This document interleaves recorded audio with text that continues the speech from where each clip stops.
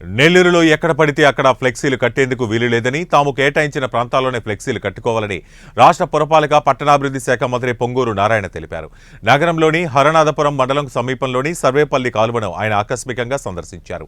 ముందుగా నారాయణకి స్థానిక నాయకులు, కార్యకర్తలు, ప్రజలు ఘనస్వాగతం పలికారు. ఈ క్రమంలో ఆయన ఇంటికెళ్లి ప్రజల్ని ఎంతో ఆప్యాయంగా పలకరించి వారి సమస్యలను అడిగి తెలుసుకున్నారు. ఈ సందర్భంగా స్థానికులు పలు సమస్యల్ని మంత్రి దృష్టికి తీసుకొచ్చారు. ప్రజల సమస్యలను వెంటనే పరిష్కరించాలని అధికారులను మంత్రి ఆదేశించారు.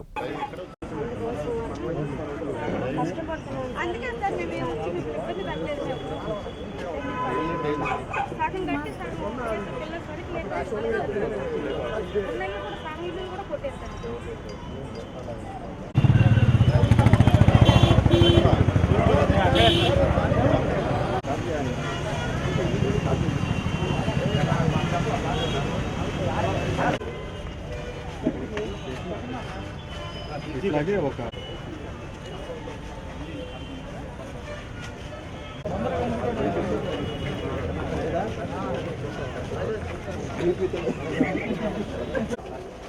అక్కడ నుంచి ఇక్కడ ఉంది, ఇక్కడ ఫ్లేమ్ చేస్తారు. నమస్కారాలండి.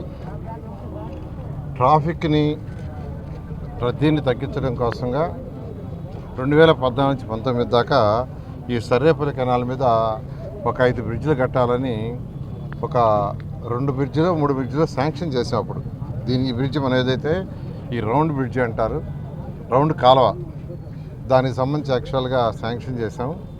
దాంట్లో ఇంకా కొన్ని వర్క్లు అంటే జాయినింగ్ రోడ్డు, సిమెంట్ రోడ్డు వేయాలి, ఇది వేయాలి, కొద్దిగా రీటైనింగ్ వాళ్ళు అక్కడ కట్టాలి. ఇప్పుడే మా అధికారులకి చెప్పాను, ఇమీడియట్గా దాన్ని ఎస్టిమేషన్ వేసి కంప్లీట్ చేయమని. తర్వాత ఈ సర్వేపల్లి కాలువ కట్ట ఎలక్షన్ తిరిగేటప్పుడు వాళ్ళందరూ ఒక రిక్వెస్ట్ అడిగారు. ఆ 2 ఇళ్ళ మీద 2 వరుసలు ఇల్లు ఉన్నాయి, 2-3 వరుసలు ఉన్నాయి, కొన్ని దగ్గర 2 ఉన్నాయి, కొన్ని దగ్గర 3 వరుసలు ఉన్నాయి. వాటి మధ్య ఒక కాలువ ఉంది. ఒకప్పుడు బహుశా అది ఇరిగేషన్ కెనాలు, అది యాక్చువల్ ఇరిగేషన్ కెనాలే. ఇప్పుడు దాని మీద ఇరిగేషన్ లేదు. అయితే దానివల్ల అది కంప్లీట్గా సిల్ట్ తయారైపోయి భయంకరమైన వాసన వస్తూ ఉంది. ఎలక్షన్ అప్పుడు చెప్పాను దాన్ని కంప్లీట్ చేస్తాను. ఇవాళ యాక్చువల్గా అది కూడా చూడటానికి ఈ డివిజన్లో ఉన్న మా పార్టీ వాళ్ళతో, అధికారులతో యాక్చువల్గా ఈరోజు చూడటం జరిగింది. అధికారులకు ఇన్స్ట్రక్షన్ ఇచ్చాను, ఇమీడియట్గా ఎస్టిమేషన్ చేయండి, దాన్ని శాంక్షన్ చేస్తాం, ఇమీడియట్గా దాన్ని టేకప్ చేయండి. ఎందుకంటే అటువంటి వల్లనే రోగాలు వచ్చేది, డయారియా కావచ్చు, లేదా అనేకమైన వ్యాధులు వచ్చేది. కారణం ఏంటంటే అటువంటి కెనాల్స్ ఉండబట్టే అటువంటి వాటిలన్నిటి చేయాలి. అయితే ఈరోజు ఖజానా ఖాళీ, ఖజానాలో డబ్బులు లేవు. అన్ని విధాల ప్రభుత్వం తంటాలు పడుతుంది. ఎందుకంటే కేంద్ర ప్రభుత్వం 2019 నుంచి ఇచ్చిన ప్రాజెక్టులు 27,000 కోట్లు ఉన్నాయి. మన రాష్ట్ర ప్రభుత్వం 10,000 కోట్లు పెడితే కేంద్ర ప్రభుత్వం 10,000 కోట్లు ఇవ్వడానికి రెడీగా ఉంది.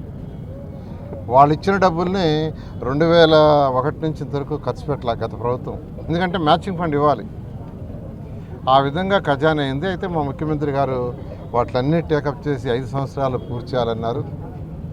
ఖచ్చితంగా ఏదైతే అమృత 2.0 ఉందో, అమృత 1.0 పూర్తిగా వచ్చినాయి కావచ్చు, ఏషియన్ ఇన్ఫ్రాస్ట్రక్చర్ ఇన్వెస్ట్మెంట్ బ్యాంక్ కావచ్చు, ఏఐవి కావచ్చు, స్వచ్ఛాంధ్ర కావచ్చు, గ్రీన్ కార్పొరేషన్ కావచ్చు, లేదా 15th ఫైనాన్స్ కావచ్చు, వీటన్నిటిలో మనీ వచ్చేటట్టుగా, ఫైనాన్స్ వచ్చేటట్టుగా ప్రయత్నిస్తున్నాం.